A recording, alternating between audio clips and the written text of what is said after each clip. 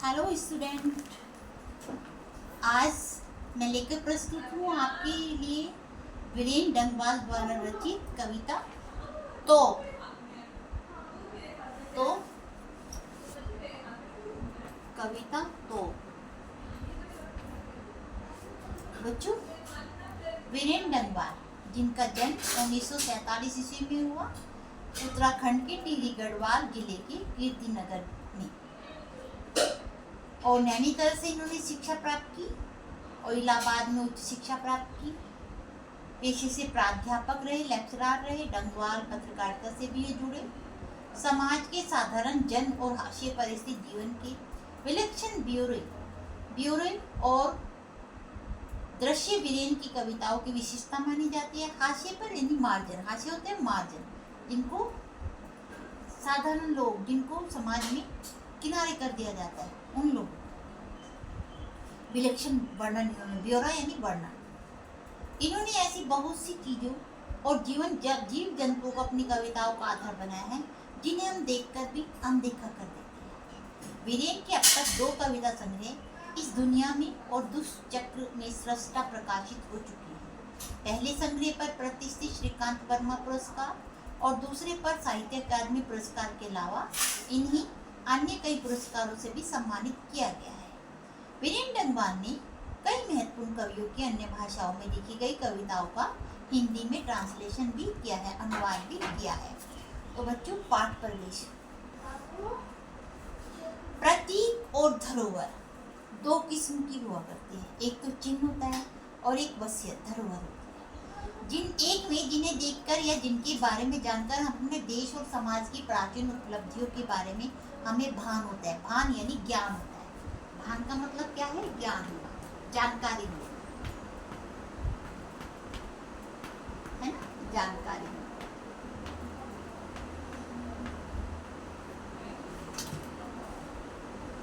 एक दूसरी में जो हमें बताती है कि हमारे पूर्वजों से कब क्या चूक हुई। चूक यानी गलती। चूक का क्या मतलब? भूल या गलती, गलती या भूल।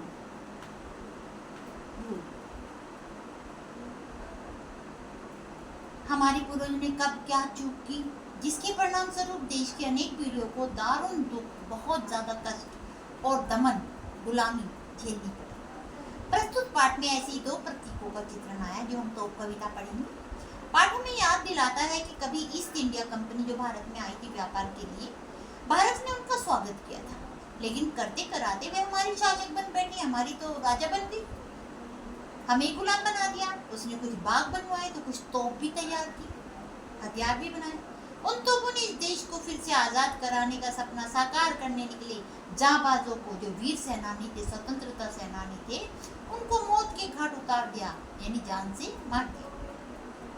पर एक दिन ऐसा भी आया जब हमारे पूर्वजों ने उस सत्ता को उखाड़ फेंका, जड़ से उखाड़ फेंका, अंग्रेजों को भारत से बाहर निकाल दिया, तोप को निस्तेज कर दिया। निस्तेज यानी बेकार।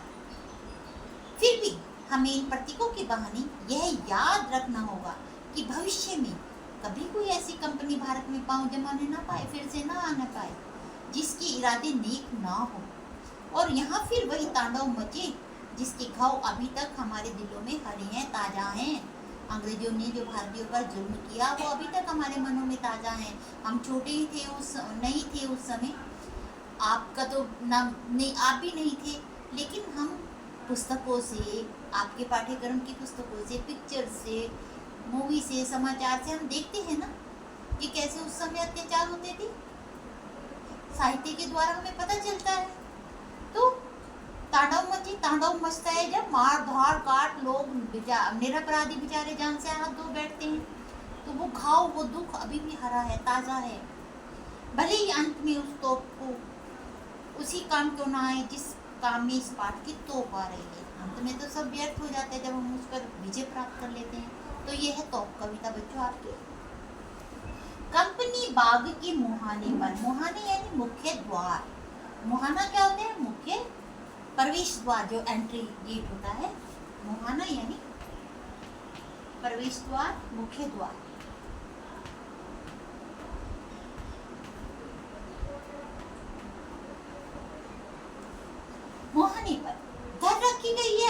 1857 की तोप 1857 में जब प्रथम स्वतंत्रता संग्राम हुआ था रानी लक्ष्मीबाई का, उस समय की ये तोप है।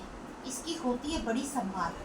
विरासत में मिले कंपनी बाग की तरह, जैसे हमें अंग्रेज सरकार की तरफ से कितने कंपनी बाग मिले हैं, उसी तरह ये तोप भी मिली है। तो उन्हें हमने जगह जगह रखा हुआ है, तो इसकी संभाल करते हैं, साफ सफाई करते हैं। साल में चमकाई जाती है 2 बार चमकाई जाती है। कब कब? एक 15 अगस्त पे जिस दिन आज़ादी मिली थी, और एक 26 जनवरी के जिस दिन हमारा गणतंत्र दिवस था। 15 अगस्त 1947 को हमें आज़ादी मिली थी, और 26 जनवरी 1950 को हमारा गणतंत्र दिवस, नया संविधान लागू हुआ था। तो उस 2 अवसरों पर इस तोप को चमकाया जाता है। नहीं तो साल भर ये ऐसे ही रहते हैं। सैलानी जो घूमने वाले में आते रहते हैं, इन्हें देखते रहते हैं और इनके इतिहास के बारे में जानते हैं। सुबह शाम कंपनी बाग में आते हैं बहुत से सैलानी यानी घूमने वाले, जो लोग इन्हें देखने आते हैं।